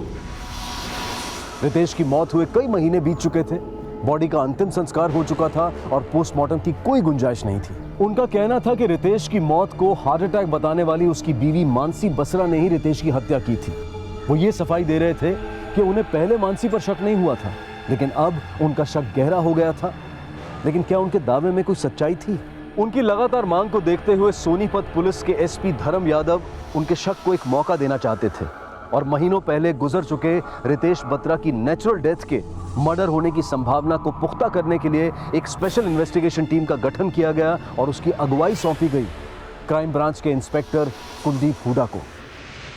सर, ना मैं रितेश बसरा को जानता हूँ ना मानसी बसरा को, लेकिन जब उनके पेरेंट्स मेरी शॉप पर आए और उन्होंने पूछा कि रितेश बसरा हमसे हार्ट से रिलेटेड दवाइयाँ लेता है क्या, तो मैंने उन्हें मना कर दिया। लेकिन जब वो चले गए तो मेरा एम्प्लॉय मेरे पास आया और उसने मुझे बताया। सर, वो तो रितेश बसरा की फोटो थी ना? रितेश बसरा कौन? बसरा टाइल्स एंड मार्बल का मालिक जो है, वो आई थी हमारी दुकान पे, आपको याद है? सर, उसके ऐसा कहते ही मैंने नेट पे रितेश बसरा के बारे में सर्च किया तो मुझे पता चला कि उसकी डेथ तो काफ़ी दिनों पहले हो चुकी है। और सर, मैंने नेट पे जब फिर से मानसी बसरा का फोटो देखा तो मुझे याद आया कि मानसी बसरा हमारे शॉप पर आ चुकी है किसी और आदमी के साथ। जानते हो मानसी बसरा का क्या कहना है? उसका तुम्हारे बारे में यह कहना है कि उसने तुम्हारी दुकान से स्टेरॉइड्स खरीदे ही नहीं, बल्कि उसका तो यह भी कहना है कि तुम्हें यह बयान देने के लिए रितेश के पेरेंट्स ने पैसे दिए। सर, मैंने किसी से पैसे नहीं लिया सर, उल्टा उनके पेरेंट्स की एक बात तो मुझे खुद अजीब लगी। कौन सी बात? सर, उन्होंने कहा था कि रितेश लापता है, जबकि जब मैंने सर्च किया था तो मुझे पता चला था कि उसकी डेथ तो 4 महीने पहले ही हो चुकी है। रितेश के पेरेंट्स ने तुमसे यह कहा कि रितेश लापता है? जी सर, यही तो बताया था उन्होंने। दरअसल में हमारा बेटा 2 महीने से लापता है, कहीं मिल नहीं रहा। रितेश के माता पिता ने पुलिस से कहा था कि रितेश को हार्ट अटैक नहीं आया था, बल्कि उसकी बीवी मानसी ने ही उसका मर्डर किया था। लेकिन उस मेडिकल स्टोर वाले को वो ये क्यों बोल रहे थे कि रितेश लापता है? उन्होंने पुलिस को बताया कि वो सोनीपत के हर मेडिकल स्टोर पर यह पता करने की कोशिश कर रहे थे कि क्या रितेश उनके पास दिल की बीमारी की कोई दवा लेने आता था या नहीं। लेकिन जब बाकी मेडिकल स्टोर्स पर पूछताछ की गई तो रितेश के माता पिता की भूमिका सवालों के घेरे में आ गई। हाँ सर, ये दो यहाँ आए। ये हमारा बेटा है रितेश, इसे दिल की बीमारी है। इसने कभी कोई दवाई खरीदी आपसे? नहीं अंकल, लेकिन आप ये सब क्यों पूछ रहे हैं? दरअसल में हमारा बेटा 2 महीने से लापता है, कहीं मिल नहीं रहा। उन्होंने तुमसे ये बोला उनका बेटा रितेश मिल नहीं रहा है, या ये बोला था कि उसके बेटे की हत्या हो गई है? हत्या नहीं सर, ऐसा तो उन्होंने कुछ नहीं कहा। सर, कैलाश बसरा और पम्मी बसरा के कई झूठ हमारे सामने आए। कभी कहते थे गाड़ी चोरी हो गई है, कभी कहते थे मोबाइल चोरी हो गया। वो लोग आपके पास सबसे पहले कब आए थे? सर, यही कोई 2 महीने पहले आए थे वो, और वो ये कह रहे थे कि उनके लड़के रितेश का खून जो है वो उनकी बहू मानसी बसरा ने किया है। तो आपने क्या एक्शन लिया? सर, एक्शन लेने का तो कोई सवाल ही नहीं उठता। क्योंकि जब वो यहाँ आए थे उससे 4 महीने पहले तो लाश का दाह संस्कार हो गया था, तो सबूत तो कोई बचा ही नहीं था, तो फिर एक्शन कैसे लेते? और सर एक दिन यहाँ आके कहने लगे कि उनकी बहू मानसी अपने लवर से उन्हें मरवाना चाहती है, लेकिन जब हमने मानसी का बैकग्राउंड चेक किया तो हमने पाया कि उसका तो कोई अफेयर था ही नहीं। क्या सर, आप भी इंस्पेक्टर खेड़ा की तरह हमें झूठा बोल रहे हैं? लगता है आप भी मानसी की बातों में आ गए। मानसी तो क्या, हम आपकी बात का भी तब तक विश्वास नहीं करेंगे जब तक कोई सबूत हाथ नहीं लग जाता। कैलाश जी एक बात बताइए, आप केमिस्ट शॉप्स पे जा जाके ये क्यों कह रहे थे कि रितेश लापता है, जबकि रितेश की मौत 12 जून को हो चुकी थी? रितेश खुद की मौत नहीं मरा है, मर्डर हुआ था उसका। और हम हर केमिस्ट की दुकान पे जा जाके ये पूछ रहे थे कि रितेश उनकी दुकान से दिल की बीमारी की कोई दवाई खरीदता था या नहीं। अगर हम उन्हें बताते कि वो मर चुका है, उसका मर्डर हो चुका है, तो वो लोग डर जाते और सच नहीं बताते। लेकिन वो मनोज केमिस्ट, उसने तो बताया ना, मानसी उसकी दुकान पे स्टेरॉइड खरीदने आई थी। लेकिन उसी केमिस्ट का ये कहना है कि उसने मानसी को कोई स्टेरॉइड्स नहीं बेची। तो क्या हुआ, उसने किसी और दुकान से खरीदी होगी? हाँ साहब, और उसने वही दवा देकर के मेरे बेटे को हार्ट अटैक कराया। आप लोग इतने यकीन के साथ कैसे कह सकते हैं? रितेश की जब मौत हुई आप दोनों गन्नौर में थे। रितेश का मर्डर हुआ है या नहीं है, इस बात का ना तो कोई सबूत है और ना ही कोई गवाह। सबूत है इंस्पेक्टर साहब, रितेश के बच्चे, वो लोग जानते हैं कि उनकी मां ने ही उनके पापा का मर्डर किया है। रितेश के बच्चे? क्या कहा रितेश के बच्चों ने आपसे? रितेश की मौत के बाद दोनों एकदम मुरझा गए इंस्पेक्टर साहब। मोटी तो बच्चा है, लेकिन सानिया इस रात को जानती है, और यही कारण है कि मानसी सानिया को विदेश भेजने की कोशिश कर रही है। सानिया, क्या सोच रही हो? तुम्हें पता है ना तुम्हें अब्रॉड जाना है पढ़ने के लिए, तो ये फिजूल की बातों से अपना ध्यान हटाकर अपनी पढ़ाई पर कंसंट्रेट करो, ओके? सानिया बेटा, तुम्हारे पापा मुझसे हमेशा कहा करते थे कि तुम पढ़ाई में बहुत अच्छी हो, लेकिन उन्होंने ये कभी नहीं बताया कि तुम अब्रॉड जाके पढ़ना चाहती हो। पापा मुझे कभी दूर नहीं भेजना चाहते थे, लेकिन वो तो खुद ही हमसे दूर चले गए। तुम्हारे पापा हमसे दूर नहीं गए बेटा, बल्कि उन्हें हम सबकी जिंदगी से दूर भेज दिया गया। तुम्हारे पापा को हार्ट अटैक नहीं आया था ना? नहीं, उन्हें हार्ट अटैक ही आया था। बताओ बेटा, 12 जून की सुबह क्या हुआ था? तुम्हारी मम्मी ने तुम्हारे पापा का मर्डर किया था ना? बताओ। दादाजी ऐसा कुछ नहीं है, प्लीज मुझे ऐसे जाने दीजिए। सानिया से हमने कई बार बात करने की कोशिश की, लेकिन उस दिन के बाद से उसने हमसे बात करना ही बंद कर दिया। शायद वो असलियत जानती है साहब, इसीलिए मानसी ने उससे हमसे बात करने के लिए मना कर रखा है। मैंने कभी सानिया को उसके दादा दादी से बात करने के लिए मना नहीं किया, बल्कि मेरे सास ससुर की सोच घटिया है। आप ही बताइए, अगर किसी बच्चे के सामने उसकी माँ के कैरेक्टर पर सवाल उठाए जाएंगे तो क्या वो उस टॉपिक पर बात करना पसंद करेगा? मेरे बच्चे अभी तक अपने पापा की मौत के सदमे से उभरे भी नहीं, और वो उन्हें मेरे खिलाफ जबरदस्ती भड़का रहे हैं। उनकी सोच इतनी घटिया है कि वो मेरी बेटी से सवाल कर रहे हैं कि मेरा अफेयर किसके साथ है। सानिया बेटा, तू जो कुछ भी जानती है ना, सब सच सच बता दे। तेरे पापा के एब्सेंस में तेरी मम्मी से मिलने के लिए कौन आदमी आता था? सानिया, सानिया बेटा, सानिया मेरी बात तो सुन। सानिया, सानिया, मोंटी, बस मम्मी जी, हद हो गई। मोंटी बेटा तू अंदर जा। मम्मी जी क्या हो गया है आपको? आप बच्चों से ऐसे सवाल पूछ रही हैं? हाँ तो तू ही बता दे ना, तू ही बता दे कि किस किस के साथ तेरा चक्कर है। किस कुत्ते के लिए तूने मेरे बेटे को मार डाला? बोल। मम्मी जी आप मुझे इतना गया गुजरा समझती हैं? रितेश की प्रॉपर्टी के लालच में आप... लालची तो तू है, और हत्यारन भी। हमारे बेटे को मार डाला, मैं तुझे छोड़ूंगा नहीं, फांसी पे चढ़वा के रहूंगा।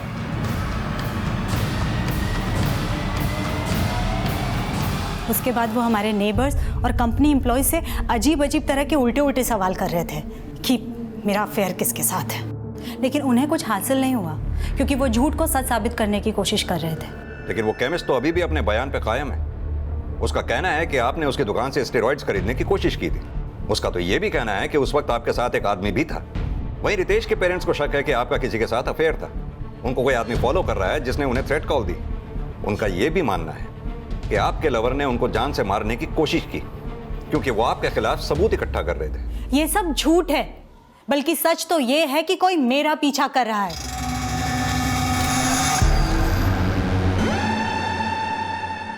सर, उल्टा मुझे ये लगता है कि मेरे पीछे मेरे सास ससुर ने किसी को लगा रखा है और अब वो ये कहानी बना रहे हैं कि मैं उन्हें मरवाना चाहती हूँ। ये केमिस्ट भी उनकी गंदी साजिश का हिस्सा है। और केमिस्ट का ये कहना कि आपके साथ उस समय कोई आदमी भी था? सर, ये सब कुछ मेरे सास ससुर की रची हुई मनगढ़ंत कहानी है। वो सिर्फ ये साबित करना चाहते कि मेरा किसी के साथ अफेयर है और मैंने उसके साथ मिलकर अपने पति का मर्डर किया है। लेकिन इस बात में कितनी सच्चाई है कि रितेश एक हार्ट पेशेंट था? क्योंकि हमें ऐसे किसी डॉक्टर का पता नहीं चला जिससे रितेश कंसल्ट कर रहा था, और आपके मुताबिक रितेश हार्ट डिसीज की दवाइयां ले रहा था। हाँ सर, रितेश हार्ट से रिलेटेड प्रॉब्लम की दवाइयां ले रहे थे, लेकिन ये स्टेरॉइड का रितेश के हार्ट अटैक से क्या कनेक्शन है? और सर, मैं तो उस वक्त सो रही थी जब रितेश को हार्ट अटैक आया। रितेश, रितेश, सानिया, सानिया, सानिया, सानिया जल्दी आ, तेरे पापा को कुछ हो गया। सानिया, रितेश, रितेश क्या हो रहा है आपको? सानिया, सानिया, सानिया जा करके रस्तोगी अंकल और बलबीर अंकल को बुला कर जल्दी चल। सानिया, जल्दी। फिर मैंने एम्बुलेंस बुलाने के लिए फोन किया। अंकल देखिए। क्या हुआ बेटा? बलबीर भाई साहब, देखिए ना रितेश को क्या हो गया, कुछ बोल नहीं रहे। लेकिन हॉस्पिटल ले जाते ही उन्हें डेड डिक्लेयर कर दिया गया। क्या वक्त रहा होगा जब रितेश को हार्ट अटैक आया? लगभग 6:30 बजे होंगे और 7:30 बजे तक मैंने इन-लॉज को इन्फॉर्म कर दिया था। वो लोग यहाँ आए, फिर हमने साथ में मिलकर उनका अंतिम संस्कार किया।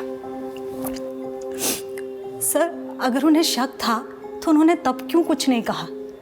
अब वो ये सब क्यों कर रहे हैं? आपकी बेटी सान्या कहाँ है? हमें उससे भी बात करनी है।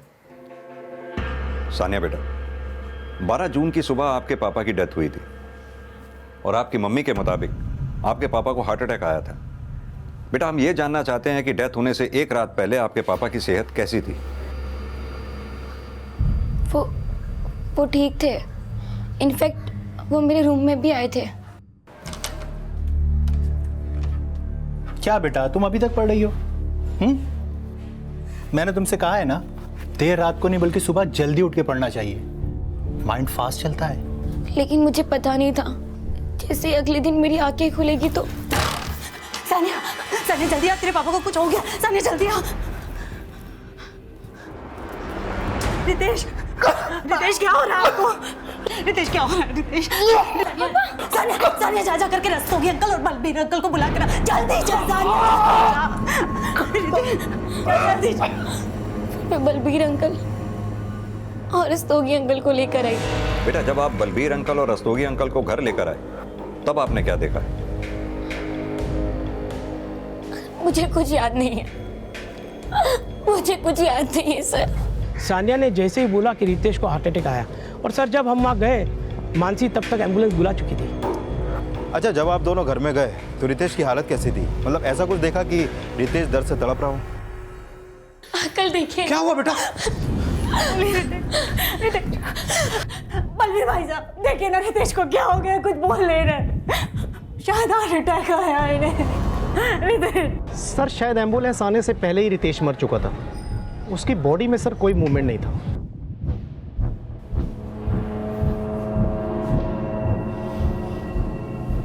रितेश जब बाथरूम से निकला तो उसकी छाती में दर्द हो रहा था। दर्द से लड़खड़ाते हुए वो यहां पहुंचा और खुद को संभालते हुए उसके हाथ से ये लैंप गिरा और आप लैंप गिरने की आवाज से उठी। Yes sir. आपके बेटे का कमरा कौन सा है? सर,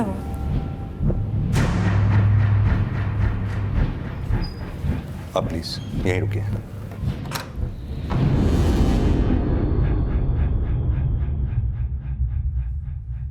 मोंटी बेटा, गेम खेल रहे हो? ये कौन सा गेम खेल रहे हो बेटा? आपको पता है यही गेम मेरे बेटे को भी बहुत पसंद है। आपको अगर बुरा ना लगे तो मैं ये गेम अपने फोन में ट्रांसफर कर लूं? थैंक यू बेटा। इसमें तो बहुत अच्छी पिक्चर्स हैं आपकी। और ये क्या, आप अपने पापा के साथ रेसलिंग करते थे? Yes uncle. सर, रितेश के पोस्टमार्टम रिपोर्ट के एब्सेंस में यह साबित करना वाकई बहुत मुश्किल है कि उसकी मौत नेचुरल हुई थी या फिर उसका मर्डर हुआ था। जिस थ्रेट कॉल की बात रितेश के फादर कर रहे थे वो उन्हीं के फोन से उनकी वाइफ के नंबर पे किया गया था। अब उन्हें थ्रेट कॉल मिली भी थी या नहीं, इस बात का कोई प्रूफ नहीं है हमारे पास। और ना ही सर इस बात का कोई प्रूफ है हमारे पास कि रितेश के फादर की गाड़ी को चुराने की कोई कोशिश भी की गई थी। यही गाड़ी है ना आपकी? ये सब हकीकत है या कहानियां? हमें इन सभी एंगल्स को अच्छे से इन्वेस्टिगेट करना होगा। अजीत, तो मानसी और उसके सास ससुर के कॉल डिटेल्स और सारी एक्टिविटीज चेक करो। पता करो क्या रितेश को वाकई हार्ट प्रॉब्लम थी। विक्रम, तो मानसी के ऑफिस जाकर सबसे अच्छी तरह से पूछताछ करो।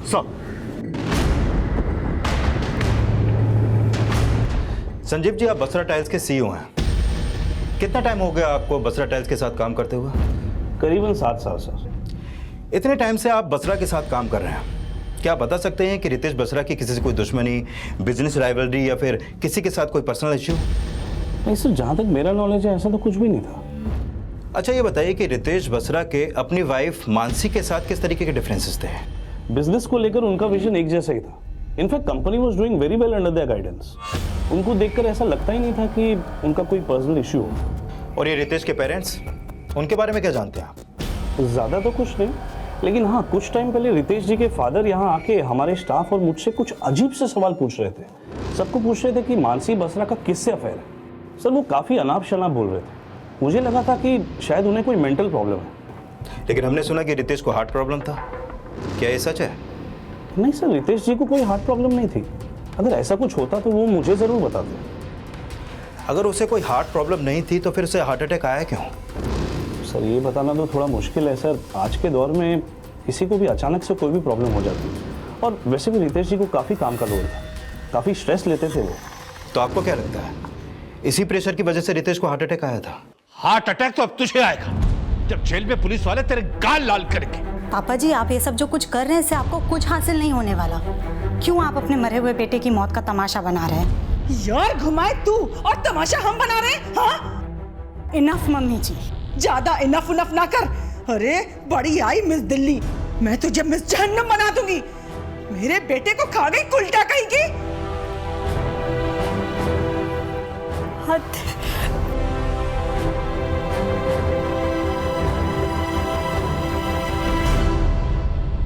सर, मैंने मानसी के कॉल रिकॉर्ड चेक किए, लेकिन ऐसा कोई लीड नहीं मिला जिससे पता चले कि उसका कोई लवर भी है।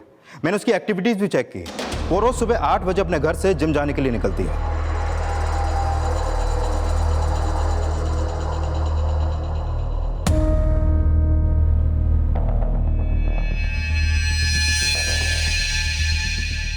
सर, मेरी मानसी के जिम ट्रेनर से भी बात हुई।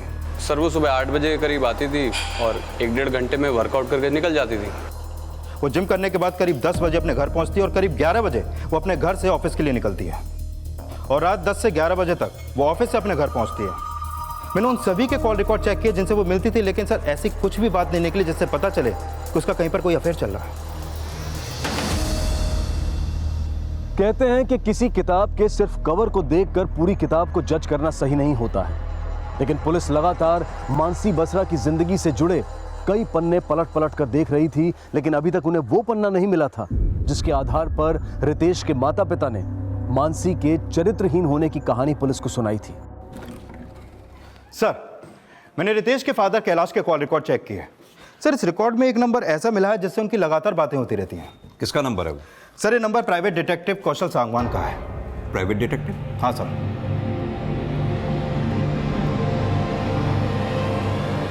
सर, उल्टा मुझे ये लगता है कि मेरे पीछे मेरे सास ससुर ने किसी को लगा रखा है और अब वो ये कहानी बना रहे हैं कि मैं उन्हें मरवाना चाहती हूँ। रितेश बसरा के पेरेंट्स को कौन फॉलो करता था इसका तो कोई लीड नहीं मिला, लेकिन हाँ, हो सकता है मानसी बसरा को फॉलो करने वाला ये प्राइवेट डिटेक्टिव कौशल सांगवान ही हो। सर, कहीं ऐसा तो नहीं कि रितेश के पेरेंट्स की कार का चोरी होना, उन्हें थ्रेट कॉल आना, ये सब रितेश के पेरेंट्स और इस प्राइवेट डिटेक्टिव कौशल सांगवान का ही कोई सेटअप प्लान हो। विक्रम, इस कौशल सांगवान को थाने बुलाओ। Okay sir.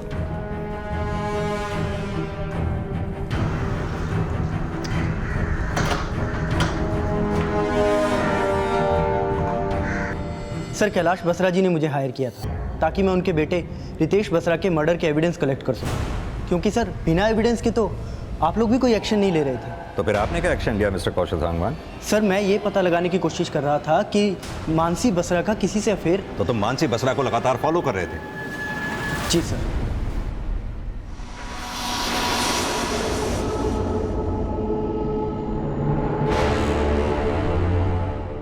तो क्या लगता है मानसी बसरा का किसके साथ अफेयर है? सर इस बात का मुझे कोई स्ट्रॉन्ग प्रूफ नहीं मिला। और वो कौन है जो तुम्हारे क्लाइंट रितेश के पेरेंट्स को फॉलो किया करता था, थ्रेट कॉल देता था? सर मैं इस बात का भी पता नहीं लगा पाया। तो फिर पता क्या लगाया आपने? सर मैं ये पता लगाने की कोशिश कर रहा था कि 12 जून की सुबह रितेश बसरा की मौत का राज क्या है। सर मैंने 11 जून की रात से लेकर 12 जून की सुबह तक उसके घर के आसपास होने वाली हर एक्टिविटी को चेक किया। सर कल्याण नगर में एक लड़का है जो रोज़ सुबह 5:30 बजे अखबार डालने आता है।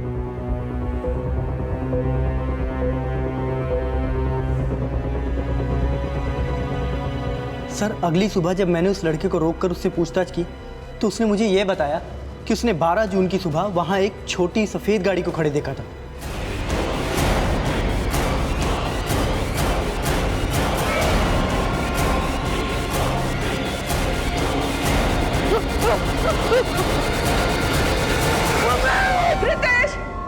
तो इस सफेद गाड़ी का वहम आपने डाला था रितेश की मां के मन में, जिसके बाद से उन्हें रोज सपना आता है कि उनके बेटे रितेश का मर्डर हुआ था। सपना? सर इस बारे में मैं कुछ नहीं जानता। लेकिन रितेश के पेरेंट्स ने खुद हमें इस सपने के बारे में बताया था। सर ये एक मां के अंदर की आवाज है सर, कोई भ्रम नहीं है। हमारे बेटे रितेश का सचमुच में मर्डर हुआ है सर। लेकिन ये मर्डर सपने में हुआ या हकीकत में? हकीकत क्या है ये आप पता लगाइए, लेकिन हमें पक्का यकीन है कि हमारे रितेश को उस मानसी नहीं मारा। तो आपको भी यही लगता है कि रितेश बसरा का मर्डर उसकी वाइफ मानसी बसरा ने किया था? देखिए सर मैंने जितना पता लगाया था मैंने आप लोगों को बता दिया है, बाकी का सच आप लोग खुद पता लगा सकते हैं। ठीक है, जा सकते हैं आप, लेकिन जाने से पहले उस लड़के का कॉन्टैक्ट नंबर हमें दीजिए जिसने आपको उस सफेद रंग की गाड़ी के बारे में बताया था। जी सर। विक्रम। साहब मैं झूठ नहीं बोल रहा, माता रानी कसम साहब, 12 जून की सुबह करीब 5:30 बजे मैंने साहब उधर एक सफ़ेद कलर की छोटी गाड़ी देखी साहब। याददाश्त बड़ी तेज है तेरी, डेट और टाइम सब याद है। कहीं ऐसा तो नहीं तेरी इस याद को ताज़ा रखने के लिए उस डिटेक्टिव कौशल सांगवान ने तुझे बादाम खिलाए? नहीं साहब ऐसी बात नहीं है। वो क्या है ना साहब, यहाँ पे कभी कोई गाड़ी खड़ी नहीं रहती थी। उस दिन साहब यहाँ पे एक गाड़ी खड़ी देखी तो याद रह गया साहब। उस गाड़ी का नंबर तो याद होगा? नहीं साहब नंबर तो याद नहीं है, पर सफ़ेद कलर की छोटी गाड़ी थी साहब, वो याद है। उस गाड़ी में कोई बैठा हुआ था? नहीं साहब गाड़ी साहब बहुत दूर थी साहब, इसलिए कुछ दिखा नहीं साहब। यानी कि तुझे जितना बताने को कहा गया उतना ही तुझे याद है। अजीत सर, इसकी बाकी की सारी डिटेल्स ले लो। सर। विक्रम अगर इस अखबार वाले की बात को सच मान लिया जाए तो क्या वाकई 12 जून की सुबह कोई सफ़ेद रंग की गाड़ी आई थी जिसमें से निकल के कोई रितेश के घर गया होगा? सर मानसी ने बोला था कि उसकी आंख तब खुली जब रितेश को हार्ट अटैक आया था। ऐसे भी तो हो सकता है कि किलर मानसी का लवर नहीं कोई और है जो सफ़ेद गाड़ी से रितेश के घर पर आया और किसी और मोटिव से रितेश का मर्डर किया। लेकिन मानसी ने तो कहा था कि रितेश की मौत हार्ट अटैक की वजह से हुई थी। विक्रम कहीं ऐसा तो नहीं कि रितेश को स्टेरॉइड्स के ओवरडोज देके हार्ट अटैक दिलवाया गया हो? उस केमिस्ट ने भी तो कहा था कि मानसी उसकी दुकान पे किसी आदमी के साथ स्टेरॉइड्स खरीदने के लिए आई थी। लेकिन सर उस शॉप वाले ने स्टेरॉइड दिया नहीं था और मानसी ने माना नहीं है कि वो उस शॉप पर गई थी। एक काम करो, आसपास के लोगों से अच्छी तरह से पूछताछ करो, पता करो क्या वो सफ़ेद रंग की गाड़ी अक्सर यहाँ आया जाया करती थी। आसपास जितने भी सीसीटीवी हैं सबकी फुटेजेस खंगालो, क्या पता किसी फुटेज में वो सफ़ेद रंग की गाड़ी कैप्चर हुई है। Okay sir. क्या वाकई मानसी ने स्टेरॉइड्स खरीदने की कोशिश की थी या फिर उस मेडिकल स्टोर ओनर का बयान रितेश के माता पिता और उनके प्राइवेट डिटेक्टिव कौशल सांगवान की कोई साजिश थी? रितेश के माता पिता को जो कॉल किया गया था क्या वो सच्चा था या फिर साजिश? इस केस में ऐसे कई सवाल थे जिनके जवाब पुख्ता नहीं थे, लेकिन जल्द ही पुलिस को एक ऐसी लीड मिली जिसने इस केस को एक नई दिशा दे दी। सर मैंने कल्याण नगर एरिया के 11 और 12 जून के सीसीटीवी फुटेज चेक किए जिनमें 15 वाइट छोटी गाड़ियां कैप्चर हुई हैं और मैंने हर गाड़ी का रजिस्ट्रेशन नंबर चेक किया सर। इन 15 गाड़ियों में से एक गाड़ी संधू कोहली के नाम पे रजिस्टर्ड हुई है। संधू कोहली? हाँ सर, वही लोकल गुंडा जिसके खिलाफ पहले भी कई शिकायतें दर्ज हुई हैं और अभी इसका फोन भी बंद है।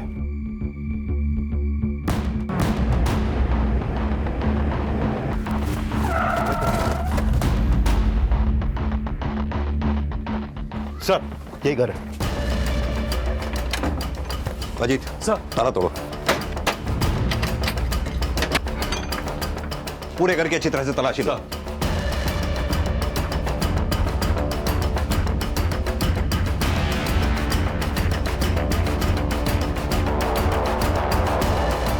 एक मिनट।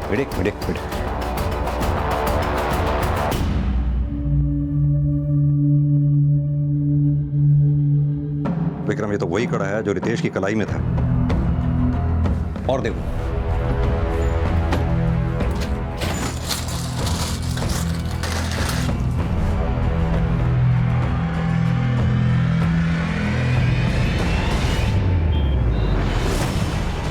नहीं सर, हम इस आदमी को नहीं जानते।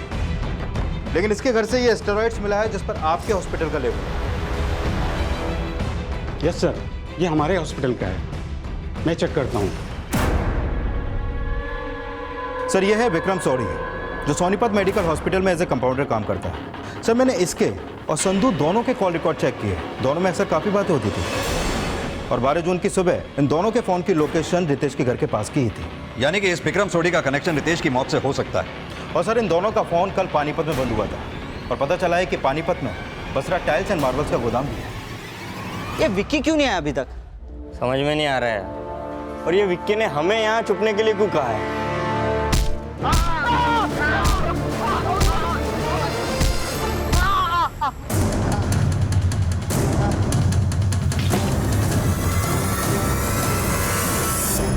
संजीव, मैं एक बिजनेस मीटिंग के लिए मलेशिया जा रही हूँ। Handle everything, will contact you after I reach there. Sure.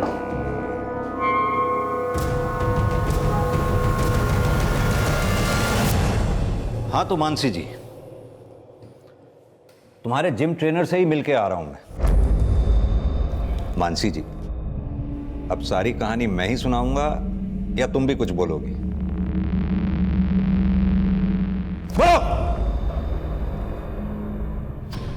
करीब 1 साल पहले मैंने जिम ज्वाइन किया था। विक्की वॉज माई ट्रेनर और मैं उसके करीब आ गई थी। लेकिन रितेश को हमारे रिलेशन के बारे में पता चल गया था। रितेश ने मुझे डिवोर्स देने की धमकी दी और कहा कि घर और बिजनेस में से मुझे कुछ हिस्सा नहीं मिलेगा। संधू ने बताया कि अगर स्टेरॉइड ज़्यादा क्वांटिटी में दिया जाए तो किसी को भी हार्ट अटैक हो सकता है। उस दिन मैं विक्की के ही साथ उस केमिस्ट के यहाँ स्टेरॉइड लेने गई थी, लेकिन उस केमिस्ट ने स्टेरॉइड दिया नहीं। फिर संधू ने बताया कि उसका एक दोस्त हॉस्पिटल में काम करता है, वो स्टेरॉइड अरेंज कर देगा। और फिर 12 जून की सुबह 5 बजे विक्की, संधू और उसका दोस्त विक्रम घर पर आए थे। विक्रम ने रितेश की बॉडी में स्टेरॉइड इंजेक्ट करने की कोशिश की, लेकिन रितेश जग गया और हाथापाई में सिरिंज टूट गई। तुम्हारे सास ससुर का पीछा कौन कर रहा था? उन्हें जान से मारने की धमकी किसने दी थी? जब मुझे पता चला कि वो मेरे खिलाफ सबूत इकट्ठा कर रहे हैं तो विक्की ने संधू को उन्हें थ्रेट देने को कहा था, लेकिन मैं उन्हें मारना नहीं चाहती थी। लेकिन तुमने विक्की को बोला कि विक्रम और संधू को मार दे, इसलिए उसने जान से मारने की उन्हें कोशिश की ताकि तुम दोनों की असलियत कभी बाहर ना आ सके, राइट? तुम लोगों ने रितेश को मारा, यह बात तुम्हारी बेटी सानिया जानती थी?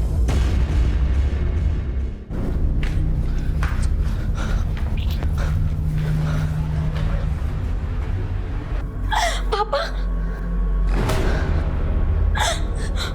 तुम क्या कर रही हो? आपने मेरे पापा को मार दिया ना, मैं आपको जेल भेजूंगी। तुम मुझे जेल भिजवाओगी तो तुम्हारा अब्रॉड जाने का सपना कैसे पूरा होगा? खबरदार, अगर कभी भी किसी के भी आगे ये बात बताई तो। और अब जा करके बलबीर अंकल और रस्तोगी अंकल को बुलाओ और हाँ, उनसे कहना कि पापा को कुछ हुआ है, ठीक है? जाओ, जल्दी जाओ।